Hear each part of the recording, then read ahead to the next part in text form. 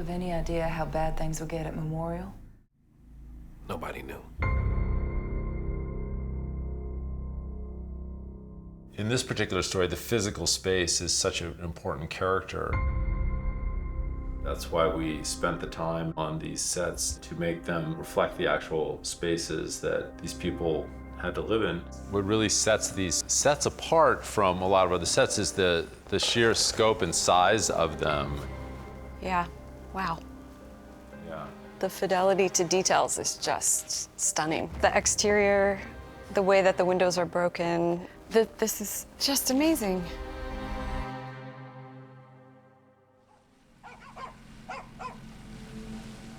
Hurricane Katrina hit, and I think it was a shock to all of us who did international response work. We kind of assumed that if there was a big crisis in the US, naively, it turns out that our infrastructure would hold up in a better way than in some countries that didn't have as big of a national, GDP, or were seen as low income or less resourced. And the shock of Katrina for a lot of Americans was that, no, we have huge vulnerabilities, but the vulnerabilities, the inability to mount an effective response to a crisis was pretty important to note. And I felt at that point, I'd worked in foreign disasters, that it was important to look at my own country. This building can take these winds. Been here 80 years. It can take it. The only thing to worry about, worst case, severe flood.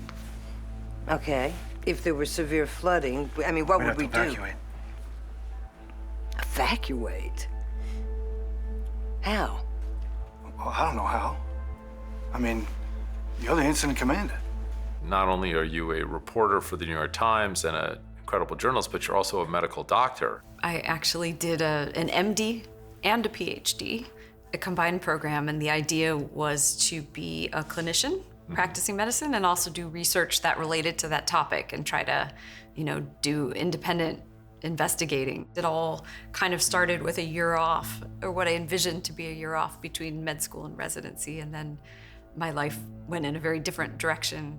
You went to Bosnia, right? I ended up getting sent to the border of Kosovo and Macedonia when refugees were fleeing across that border, and I found myself as a novice doctor being put in charge of triage. As medics or just people brought people with various crises to this tent, this small tent that was serving 100,000 people.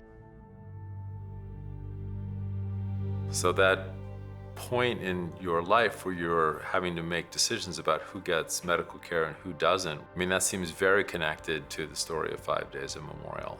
How did you first discover this story of what happened in Memorial Hospital?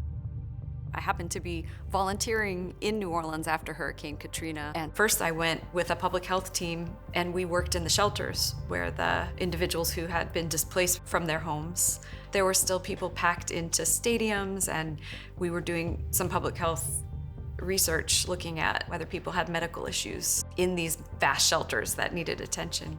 And we found a lot of them and information for future responses. And then I think I started hearing about this rumor that these unusual deaths had occurred at Memorial, just like anybody else. I'm sure I heard it on the news. I had just written this book about a Bosnian war hospital that was under siege for 2 years. And never had I heard of doctors, nurses getting so desperate that they even talked about ending patients' lives. So there's the chapel where they put all the bodies. Well, let's...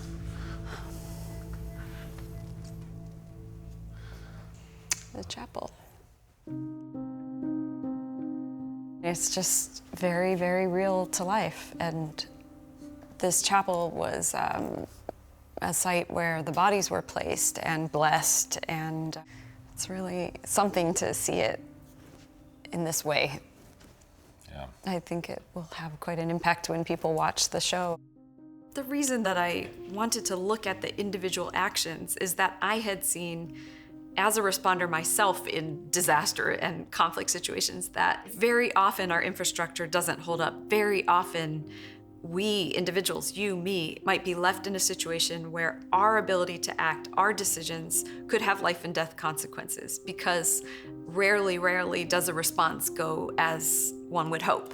I think one of the things that you did in the book that John and I, instantly latched onto was that it was non-judgmental, that it was really a presentation of all sides of the story. Start letting everybody in your unit know that there aren't any more National Guard trucks coming. And they're pulling the rest of their people out. What about our people? You are seeing these events from multiple perspectives who are very valid because depending on where you are in this massive 2-city block hospital, you are having a different experience. So there are many truths, actually, many realities, and it felt really important to portray those. We're running out of food and water. There's the constant sound of misery. We can't take it much longer.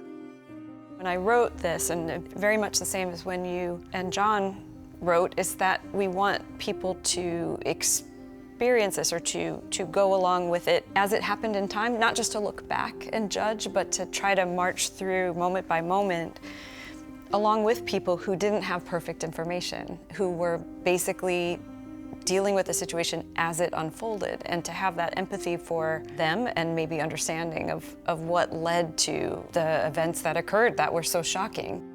Really, right from the very beginning, as we were talking about how to adapt the book, we wanted to try to advocate for all of our characters, and we really wanted to feel like every character in the story believed in what they were doing.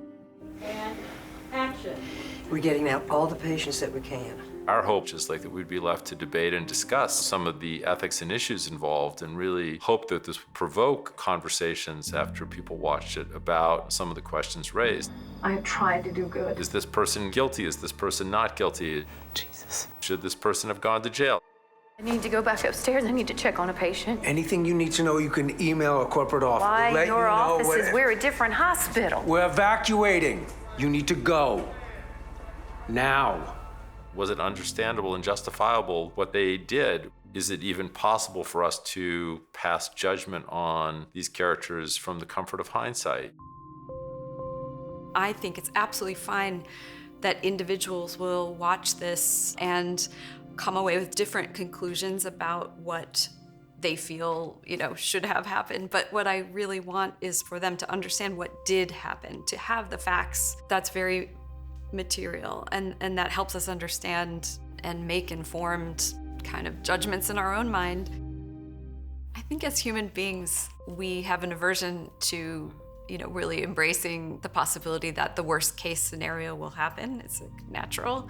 We don't want to go there, but also more broadly, to invest in things that are rare but foreseeable as potential threats, like a flood in New Orleans, and could be catastrophic. But what I think we can do validly, and all of us who watch this or read the book can do and should do, is think not like what would I have done, because we can't know that, but what would I want to do? This is why this is such a timely story, because it's not just about this little piece of history. I think it speaks to something so much larger. I hope that they will empathize with the people who actually went through this, and I hope that people will come away with an understanding of why it is important that we think about crises before they happen. We all know that now with COVID, but that takes some investment on a personal level. Just looking at one hospital in the middle of this whole hurricane and flooding and all the situation, it's so metaphoric for all the things that went on in the city, on the state level, on the federal level, and people who were displaced were often the most disadvantaged. Really, my passion for telling stories like this is because these inequities, these structural issues are with us all the time. When do we stand and pay attention to them? We need to learn from our history, right? That's the purpose. Our hope is that we'd be left to debate and discuss some of the ethics and issues and some of the questions raised.